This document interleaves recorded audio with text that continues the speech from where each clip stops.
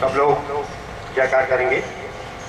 धर्म की, अधर्म का, प्राणियों में, विश्व का, भारत माता की, गंगा माता की, गौ माता की, गायत्री माता की, सत्य सनातन धर्म की, यज्ञ पुरुष भगवान की, भागवत महापुराण की, व्यास जी महाराज की, जगत गुरु शंकराचार्य महाराज की, संत वृंदों की।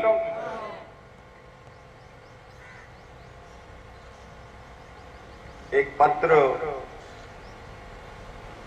इन्हीं अनाम व्यक्ति ने दिया है। उन्होंने इसमें अपना हस्ताक्षर या नाम नहीं लिखा। पत्र तो यूं पूज्य बात को संबोधित है, तथापि उन्होंने जो कुछ प्रश्न उठाए हैं मैं आप सभी के सामने रख देता हूं, क्योंकि इसमें कोई ऐसी विशिष्ट बात नहीं है। लिखते हैं 64 साल बीत चुके हैं, देश का विभाजन हो चुका है, किंतु यह देश एक शक्तिशाली राष्ट्र नहीं बन पाया। आप चारों शंकराचार्यों के होते हुए आश्चर्य की बात है। महाराज श्री ने अपने पहले दिन के उद्बोधन में यह बात कही थी कि हमारा कार्य परामर्श देने का है, हमारा कार्य सही राह बताने का है, हमारा कार्य सद परामर्श देने का है, हमारा कार्य दिग्दर्शन कराने का है। अब उस सबको हमारी राजनीति, हमारे शासक या स्वयं हमारी जनता, जनमानस, विवेकी जन कितना उसको अपनाते हैं अपने जीवन में, यह महत्वपूर्ण बात है। यदि शंकराचार्यों के रहते हुए इस देश की एकता कहीं खंडित हो रही हो, एकता कहीं बाधित हो रही हो, एकता में या देश के संगठन में कोई असंगठन की स्थिति पैदा हो रही हो, तब तो यह प्रश्न पीठ से पूछना मेरी दृष्टि में समीचीन हो सकता है। यह प्रश्न तो राजनीतिज्ञों से पूछना चाहिए कि 64 वर्ष से आप ऐसा क्या कर रहे हैं कि यह देश प्रगति की ओर जाने के बजाय रसातल की ओर जा रहा है। लेकिन उनसे ये प्रश्न हम कभी नहीं पूछते। उनकी तो जय जयकार करते हैं, उनकी तो वाहवाही करते हैं और उनके कहे अनुसार आगे पीछे दौड़ते हैं या उनके मतदान करते हैं। कभी उनके आश्वासनों पर प्रश्न नहीं उठाते।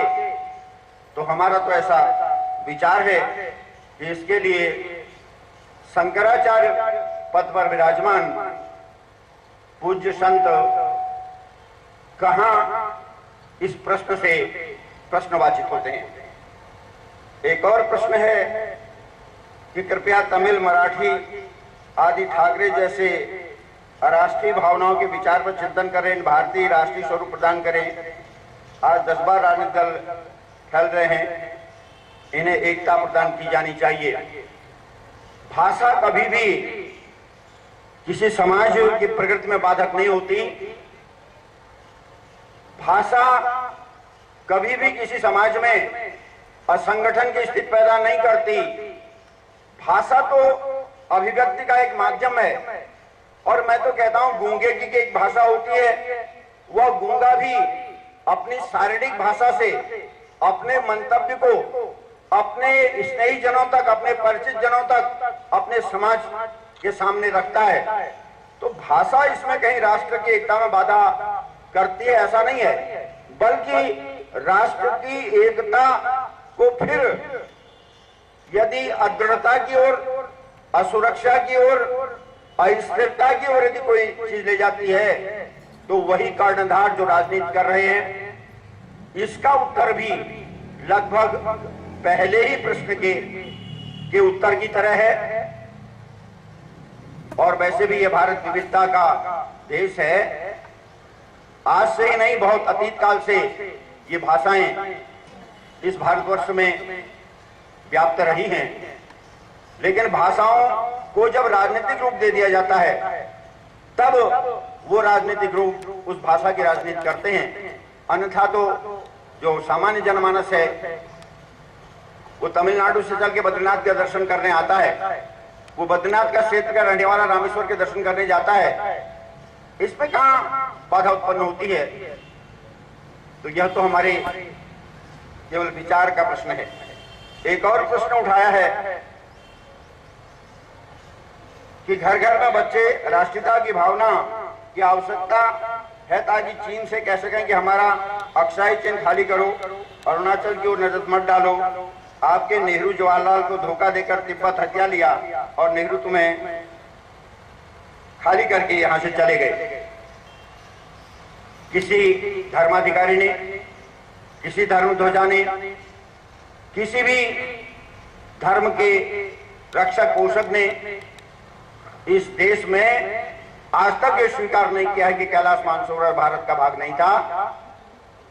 हम आज भी और जनमानस ने स्वीकार किया है, कैलाश मानसरोवर की यात्रा यदि किसी प्रकार भी खुलती है तो भारत की जनता वहां बड़ी मात्रा में दर्शन करने आज भी जा रही है। उसका आज भी दृढ़ विश्वास है कि हमारे आदि देव महादेव कैलाश में बसते हैं, चाहे वो दक्षिण का हो, चाहे उत्तर का हो, चाहे पूर्व का हो, पश्चिम का हो।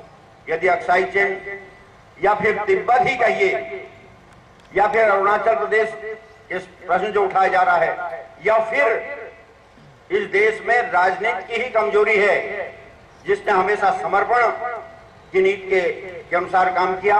और मैं तो कहता हूं यह दुर्भाग्य